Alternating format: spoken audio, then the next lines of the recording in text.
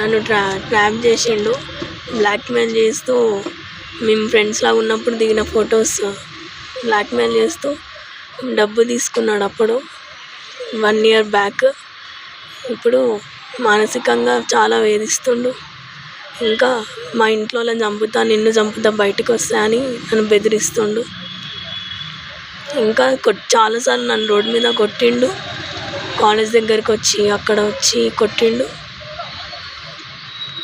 ఇంకా ఇప్పటికీ చాలాసార్లు మా ఇంటి సైడ్ వచ్చి కూడా నన్ను చాలా కొట్టిండు.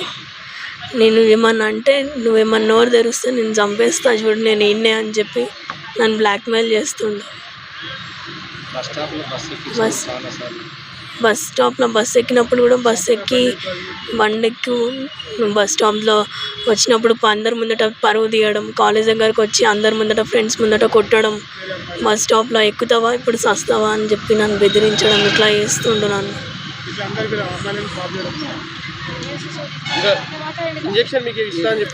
నీకు ఎయిడ్స్ ఇంజెక్షన్ ఇచ్చి నేను చంపేస్తా, లైఫ్ లాంగ్ ఇట్లానే బతకాలి నువ్వు అని చెప్పి నన్ను బ్లాక్మెయిల్ చేస్తుండు. అబ్బాయి పేరు విజయ్ కుమార్, నాగార్జున సాగర్లో ఉంటాడు. ఇప్పుడు డిగ్రీ అయిపోయింది, ఏం చదవట్లేదు. Sardar Vallabhbhai Patel degree PG college,